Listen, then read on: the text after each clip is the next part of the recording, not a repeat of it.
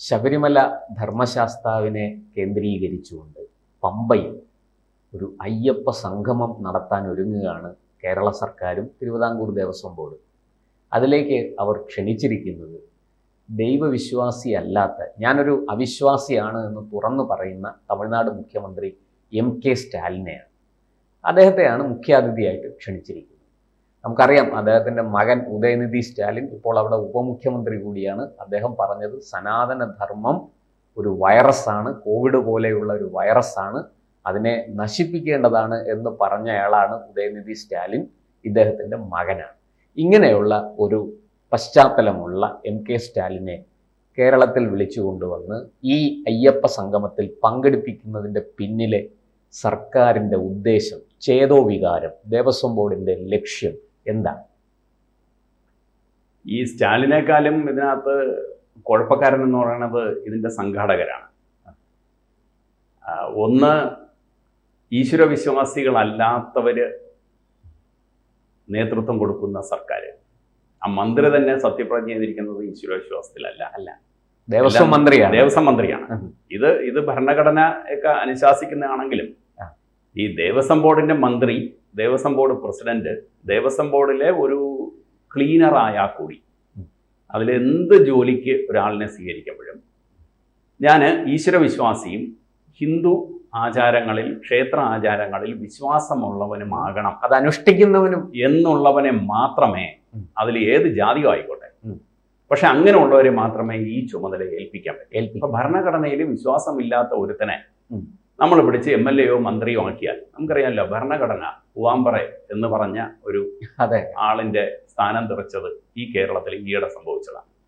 അപ്പൊ അതുപോലെ തന്നെയാണ്, ഭരണഘടനയെ പോലെ തന്നെയാണ് ഈ ക്ഷേത്ര കാര്യങ്ങളിൽ ക്ഷേത്രവിശ്വാസം. അല്ലാത്തവര് അത് കൈകാര്യം ചെയ്യരുത്, അവർ മാറി നിൽക്കണം. അവർക്ക് വേണമെങ്കിൽ അതിന്റെ ഓഡിറ്റർ ആവാം, പക്ഷേ കണക്കുകളൊക്കെ പരിശോധിക്കണതിനൊന്നും കുഴപ്പമില്ല. പക്ഷെ അതിന്റെ ദൈനംദിന ഭരണകാര്യങ്ങളിൽ, അവിടുത്തെ വിശ്വാസമായ കാര്യങ്ങളിൽ ആ വിശ്വാസത്തെ എതിർക്കുന്നവൻ അവൻ വന്നു കഴിഞ്ഞാൽ അതിനെ ഇല്ലാതാക്കാനേ ശ്രമിക്കും. അതാണ് ഇതിനകത്ത് സംഗതി. ഈ കരുണാനിധിയുടെ കാര്യം നമ്മൾ പറഞ്ഞാൽ, അല്ല സ്റ്റാലിന്റെ കാര്യം പറഞ്ഞാൽ, അദ്ദേഹത്തിന്റെ അച്ഛൻ കരുണാനിധി DMKയുടെ പഴയ നേതാവ്, ദ്രാവിഡ രാഷ്ട്രീയത്തിന്റെ അതിനും മുമ്പുണ്ട്. DK എന്ന് പറഞ്ഞിട്ടൊരു സാധനം ഉണ്ടായിരുന്നു. അതാണ് ഇതിന്റെ എല്ലാം തുടക്കം, ദ്രാവിഡ കഴകം. ഈ ദ്രാവിഡ കഴകത്തിൽ നിന്നാണ് പിന്നീട് ദ്രാവിഡ മുന്നേറ്റ ഘടകമാകുന്നതും അണ്ണാ ദ്രാവിഡ മുന്നേറ്റ ഘടകമായും ഒക്കെ വരുന്നത് ഈ ദ്രാവിഡ രാഷ്ട്രീയം എന്ന് പറഞ്ഞിട്ടാണ്. ഇതിൽ ഈ ദ്രാവിഡ എന്ന് പറയുന്ന വാക്ക് അതൊരു സംസ്കൃത വാക്കാണ്. ദ്രാവിഡനും ആര്യനും ഇത് നമ്മുടെ ഹിന്ദു ശാസ്ത്രങ്ങളിൽ പറഞ്ഞിട്ടുള്ള രണ്ട് വാക്കുകളാണ്. അതിൽ ദ്രാവിഡൻ എന്ന് പറയുന്നത് ഇത് ബ്രിട്ടീഷുകാരനാണ് തെക്കേ ഇന്ത്യക്കാരനും വടക്കേ ഇന്ത്യക്കാരനും ആക്കിയത്.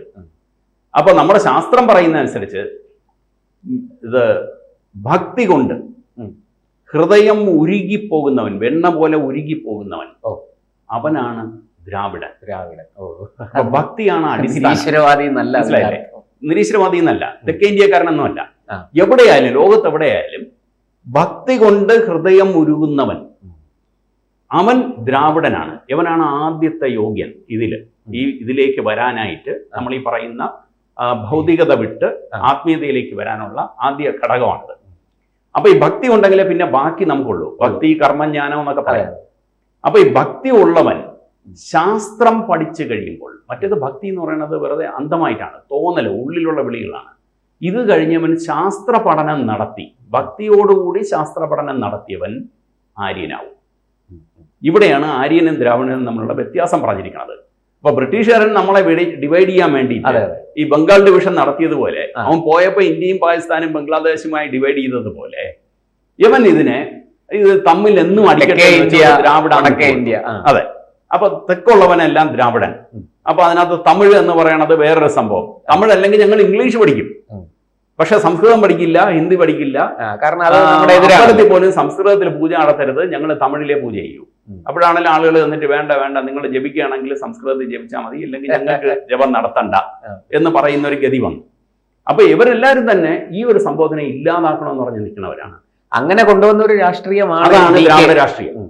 അപ്പൊ ഈ ദ്രാവിഡ രാഷ്ട്രീയം അന്നേ പറയുന്നത്, അന്ന് ഈ അമ്പലത്തിൽ പോകുന്നവരാണ് ബ്രാഹ്മണന്മാരാണ്. ഇന്ന് നമ്മൾ നോക്കിക്കഴിഞ്ഞാൽ തമിഴ്നാട്ടിൽ ഉണ്ടായിരുന്ന ബ്രാഹ്മണര് കേരളത്തിനേക്കാളും ദുരവസ്ഥയാണ്.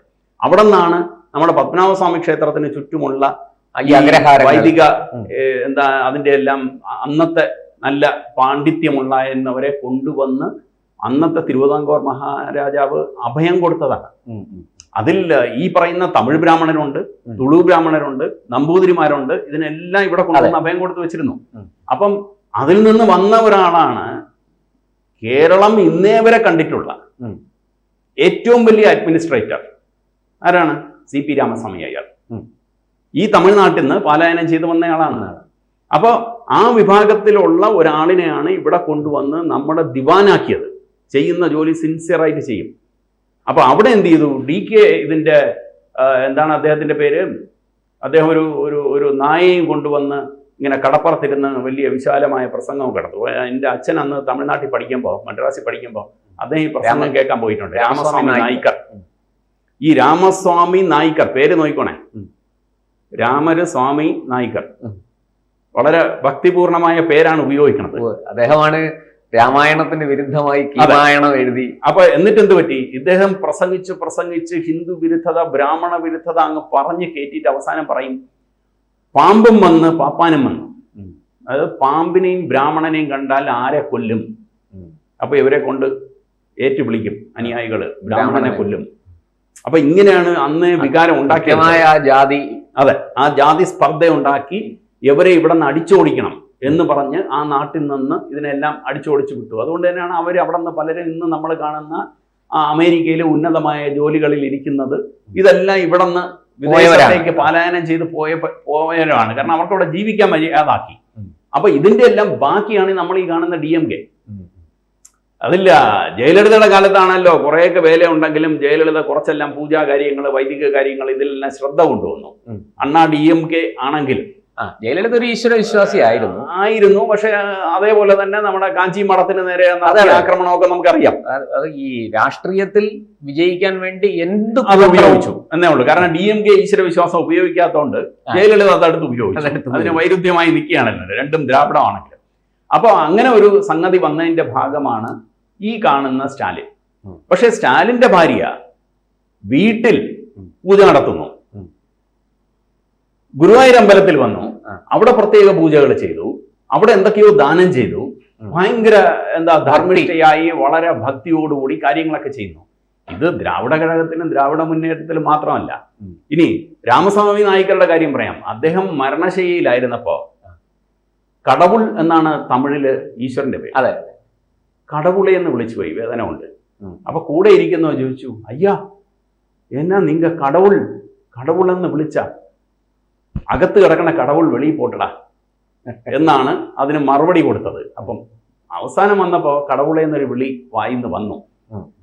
ഇതുപോലെ തന്നെയാണ് കേരളത്തിലെ ഈ നിരീശ്വരവാദികളായിട്ട് നിൽക്കുന്ന, ഭയങ്കര കമ്മ്യൂണിസം പറയുന്ന ഇങ്ങനെയൊക്കെ ഉള്ളവര് അവരുടെ വീട്ടിലെ ഭാര്യമാര്, അത് വേറെ കൂടുതലൊന്നും പറയണ്ട, നമ്മുടെ വലിയ നേതാവായിരുന്ന EMS നമ്പൂതിരിപ്പാടിന്റെ ഭാര്യ അന്തർജനം, ആര്യ അന്തർജനം അമ്പലങ്ങളിൽ പോകും.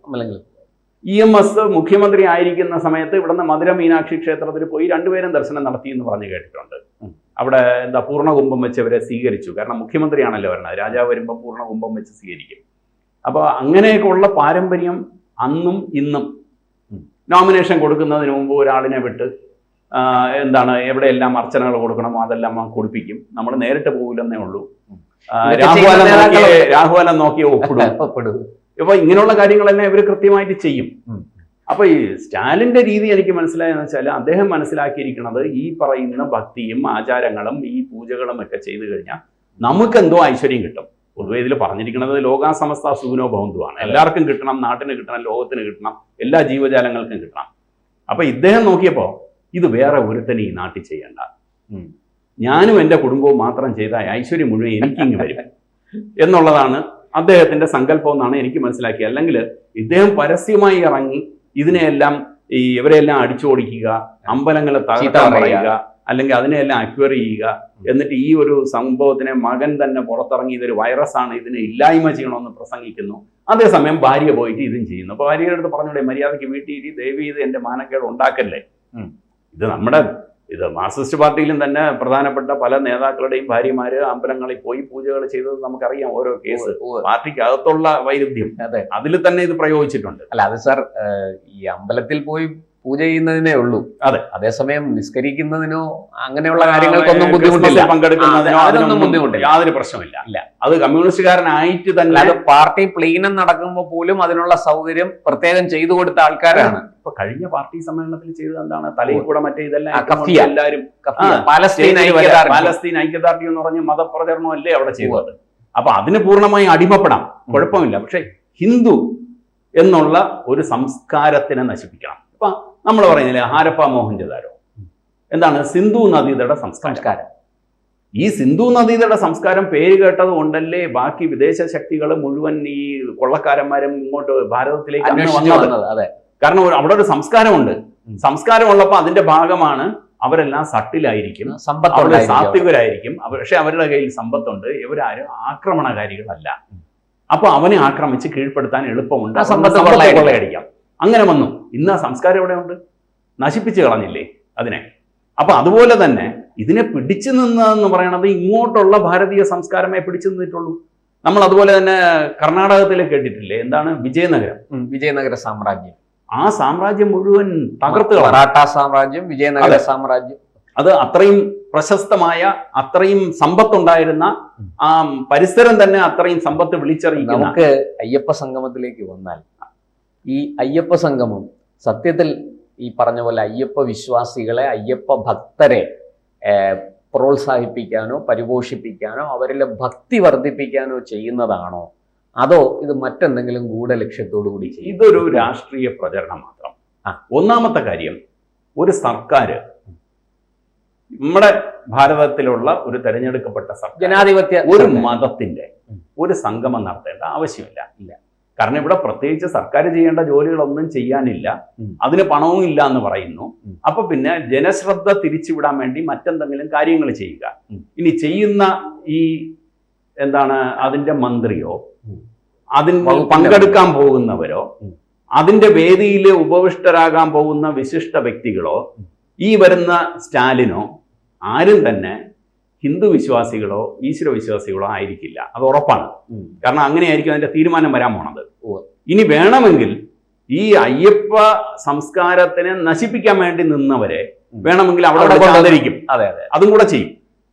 കാരണം അത്രയും അറ്റം പോകും. ഒരു അമ്പലത്തിന്റെ നടയിൽ നിന്നുകൊണ്ട് ഒരാള് കൂടെ നിൽക്കുന്ന ഒരു സ്ഥാനാർത്ഥി കൈയെടുത്ത് വിഗ്രഹത്തിനെ തൊഴുതപ്പോ അത് തട്ടിമാറ്റിയത് നമ്മളെല്ലാവരും കണ്ടതാണ്. അതിന്റെ എന്താ വീഡിയോ ക്ലിപ്പിങ്ങും അതിന്റെ ന്യൂസ്. അതുപോലെ തന്നെ ശബരിമലയിൽ ചെന്ന് നിന്നാൽ ഒരു മന്ത്രിക്ക്, ഞാൻ ഒരു നല്ലൊരു കാര്യം പറയാം. അതായത് ആലപ്പുഴത്തോടുള്ള ഒരു കമ്മ്യൂണിസ്റ്റുകാരൻ, എന്താ നമ്മുടെ ജി സുധാകരൻ, അദ്ദേഹം ദേവസ്വം ബോർഡിന്റെ മന്ത്രിയായിരുന്നു. പക്ഷെ അദ്ദേഹത്തിന് ഒരു കാര്യം ഞാൻ അഡ്മയർ ചെയ്യുന്നു, അദ്ദേഹം ഒരു നടയിലും പോയി നിന്ന് തൊഴാൻ VIP ദർശനത്തിൽ നിൽക്കില്ല. ഇദ്ദേഹം ശബരിമല പോയിട്ടുണ്ട്, ഭക്തന്മാർക്ക് വേണ്ടുന്ന കാര്യങ്ങൾ നടക്കുന്നുണ്ടോ എന്ന് അന്ന് നോക്കിയിട്ടുണ്ട്. അദ്ദേഹം ഗസ്റ്റ് ഹൗസിൽ ഇരുന്ന് നോക്കും, അല്ലെങ്കിൽ ഓഫീസിൽ നോക്കും. ഒരിക്കലും ഈ നടയിൽ വന്നു നിന്നുകൊണ്ട് ഈ അല്പത്തനം കാണിച്ചിട്ടില്ല. അദ്ദേഹത്തിന്റെ വായിൽ നിന്ന് അദ്ദേഹം പലതും പറഞ്ഞിട്ടുണ്ട്, ഷോ കാണിച്ചിട്ട്. ഇതെങ്ങനെയെന്ന് വെച്ചാൽ അവിടെ ചെന്ന് നടയിൽ അടച്ചു നിൽക്കുകയാണ്. പാവപ്പെട്ടവന്മാര് അവിടെ ഇത് 41 ദിവസം വ്രതം എടുത്ത്, ഇവരൊക്കെ വ്രതം പോലും എടുക്കാതെയാണ് വരണത്. അവിടെ വ്രതമെടുത്ത് അവിടെ വന്ന് നിന്ന് ഒരു സെക്കൻഡ് ഒരു ദർശനത്തിൽ നിൽക്കുമ്പോൾ അവന്റെ ഫ്രണ്ടിൽ അങ്ങ് മാറി വിരിച്ചങ്ങ് വിരിഞ്ഞ് നിൽക്കുകയാണ്. ഞാൻ കൈയെടുത്ത് അയ്യപ്പനെ തൊഴില്ല, കയ്യിൽ തീർത്ഥം കൊടുത്താൽ അതിനെ തറയിൽ ഇങ്ങനെ ഒഴിച്ചു കളയും. എന്താണ് ഈ സാനിറ്റൈസർ വാങ്ങിച്ചതുപോലെ, പ്രസാദം ഒന്നും കഴിക്കില്ല.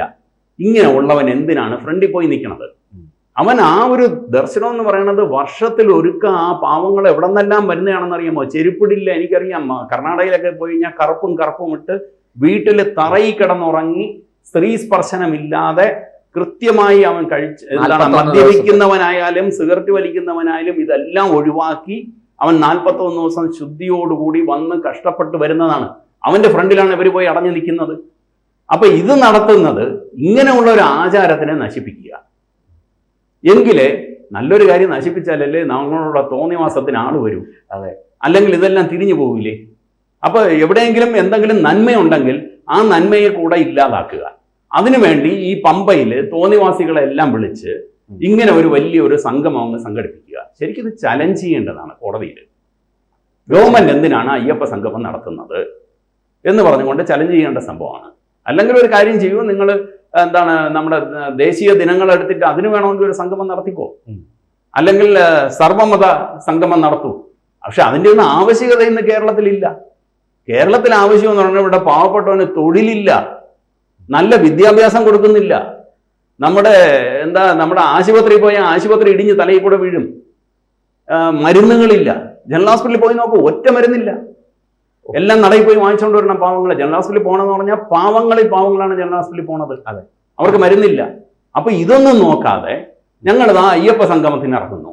ഇതിന് എന്തെങ്കിലും ഒരു യോഗ്യത വേണ്ടേ ഇങ്ങനെയുള്ള കാര്യങ്ങൾ ചെയ്യാനായിട്ട്? അങ്ങനെയാണെങ്കിൽ ആ ആത്മീയതയെ പറ്റി സംസാരിക്കാൻ കഴിവുള്ള ആരെങ്കിലും വിളിക്കണം. അല്ല സ്റ്റാലിനെയാണോ വിളിച്ചോണ്ടിരുന്നത്? ഇത് മറ്റേ എന്താണ് IND സംഖ്യം എന്ന് പറഞ്ഞു ഉണ്ടാക്കിയ, വേണമെങ്കിൽ അതിനകത്ത് ഇനിയിപ്പോ സോണിയാഗാന്ധിയും കൂടെ വിളിക്കാം. സോണിയാഗാന്ധിയും വിളിച്ച് മറ്റേ UP-യിലുള്ള ഇതുണ്ടല്ലോ പഴയ നേതാക്കന്മാര്, മറ്റേ ചുവന്ന തൊപ്പി വെച്ചത് SP-യുടെ നേതാവ്, ഇങ്ങനെയുള്ളവരെയൊക്കെ വിളിച്ച് അവർക്ക് കൊണ്ടുവന്ന് IND സഖ്യത്തിന്റെ ഒരു വിളംബരമാക്കി മാറ്റാം. അല്ലാതെ ഇതുകൊണ്ട് അയ്യപ്പ സ്വാമിക്കോ സ്വാമിമാർക്ക് അവിടെ വരുന്നവർക്കോ ഒരു ഗുണവും ഉണ്ടാകാൻ പോകുന്നില്ല. അതിനുവേണ്ടിയുള്ള വികസന പ്രവർത്തനത്തിലൊന്നും താല്പര്യമില്ല. ചെയ്യുന്ന പ്രവർത്തനങ്ങളെല്ലാം അടുത്ത വർഷം ഇടിഞ്ഞു പൊളിഞ്ഞു പോകുന്ന രീതിയിലേ അവർ ചെയ്യും. അത് ദേവസ്വം ബോർഡ് ചെയ്യുന്നതുകൊണ്ട്, അവരുടെ എഞ്ചിനീയറിംഗ് ഡിപ്പാർട്ട്മെന്റ് ചെയ്യുന്നതുകൊണ്ട് വീണ്ടും ഇതിനകത്തൊന്ന് കൈയിട്ട് വരാൻ വേണ്ടി അവിടെ വരുന്ന പണം എടുത്തിട്ടാണ് ഇവൻ ഈ വികസന പ്രവർത്തനം നടത്തണമെന്ന്. അത് ഗവൺമെന്റ് ഫണ്ടല്ല. പക്ഷെ അത് മുഴുവൻ ഇവർ ഇല്ലാതാക്കും. അവിടെ അന്നദാനം കൊടുക്കാൻ സമ്മതിക്കില്ല. ഭക്ത സംഘടനകളുണ്ട്, ഇവർ ഫ്രീ ആയി അന്നദാനം കൊടുക്കും, അതിന് സമ്മതിക്കില്ല. ആരെ വിളിച്ചാൽ കൊടുക്കുന്നത്? ഹിന്ദു അല്ലാത്തവർക്ക് അവിടെ കടകൾ വെച്ച് ഭക്ഷണം കൊടുക്കാം. ഇതിനുവേണ്ടി ഗവൺമെന്റാണ് ഒത്താശ ചെയ്യുന്നത്. ഇതൊരു പൂർണ്ണമായ ഒരു അയ്യപ്പ വിരുദ്ധ, ഹിന്ദു വിരുദ്ധ സംഗമം, ഈശ്വര വിരുദ്ധ സംഗമം എന്നേ പറയാൻ പറ്റൂ. കൂടുതൽ വാർത്തകളും വിശേഷങ്ങളും നിങ്ങളിലേക്ക് എത്താൻ ABC മലയാളം സബ്സ്ക്രൈബ് ചെയ്യുക, ബെൽ ബട്ടണും അമർത്തുക.